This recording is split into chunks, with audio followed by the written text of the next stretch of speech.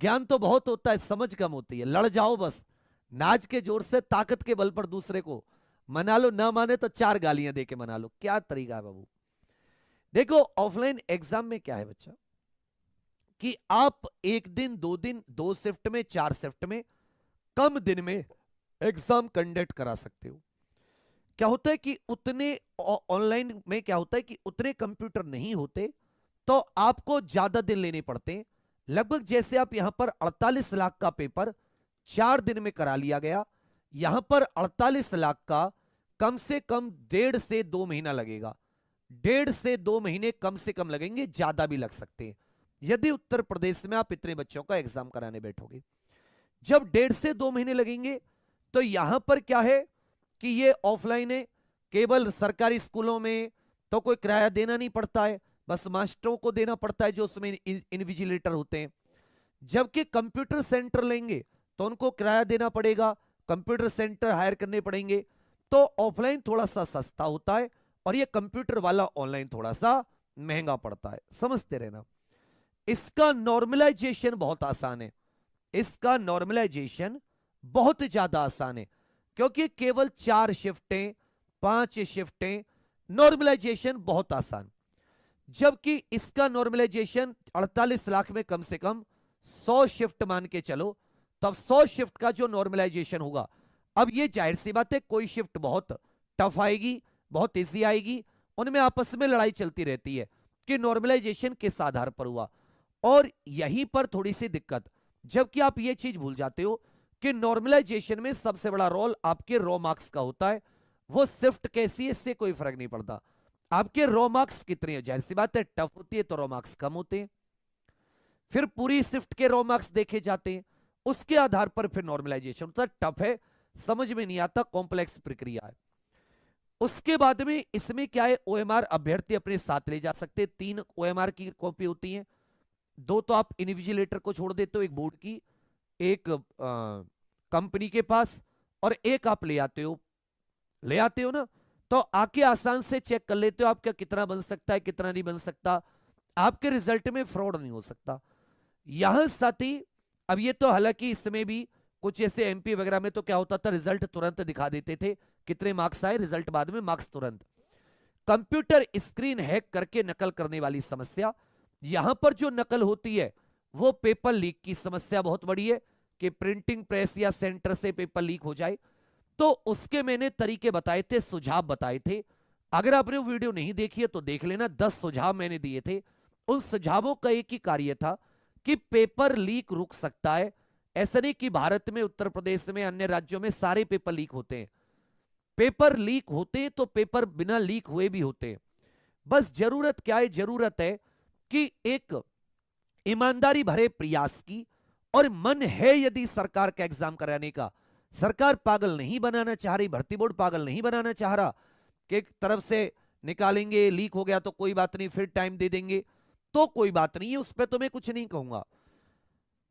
और ये ऑनलाइन में एक दिक्कत क्या है, कंप्यूटर स्क्रीन हैक। अगर इसकी स्क्रूटनी तुरंत कर दी जाए, बढ़िया से कंप्यूटर सेंटर्स को सैनिटाइज कर दिया जाए कि कहीं भी कोई बाहर इंटरनेट कनेक्शन तो नहीं है, बाकी सारे सॉफ्टवेयर डिसेबल कर दिए जाएं, ऐसा तो नहीं है कि कहीं पर कोई स्क्रीन शेयर खुली हुई हो, और बढ़िया लोग हो, 2-2, 3-3, एक एक सेंटर पर चेक करने वाले, तो इसमें आपको मेन पावर भी ज्यादा चाहिए, तो ये भी सिस्टम अच्छा है।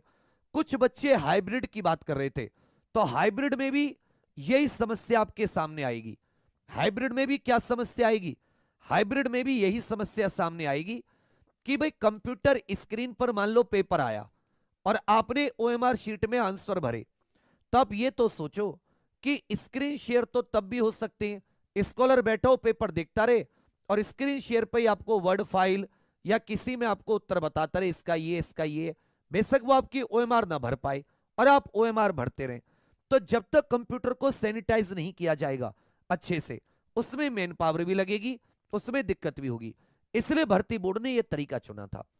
जो लोग पहले फिजिकल फिजिकल कर रहे हैं, तुम्हारा कुछ भी नहीं होगा बेटा, बस भर्ती 2 से 3 साल आगे चली जाएगी। अब तुम्हारी इच्छा है, अगर तुम चाहोगे कमेंट्स में बता देना, हम भी मांग उठा लेंगे।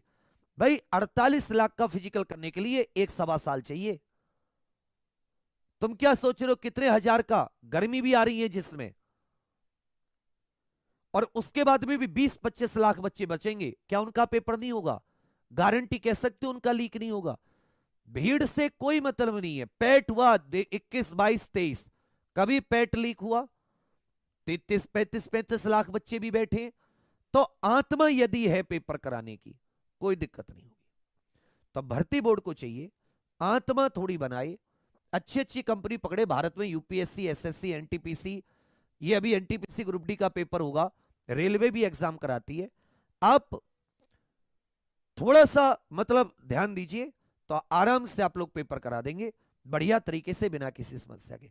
तो मैंने साथियों आपका थोड़ा सा थॉट्स क्लियर करने के लिए, विचार क्लियर करने के लिए, ये ऑफलाइन ऑनलाइन समय, अगर आप कम समय में जल्दी भर्ती चाहते हैं तो ये ऑफलाइन प्रक्रिया सही है। रिजल्ट में भी ज्यादा देरी नहीं होती। यूपीएससी तो अब एनडीए वगैरह के रिजल्ट 15-20 दिन में निकाल देता है।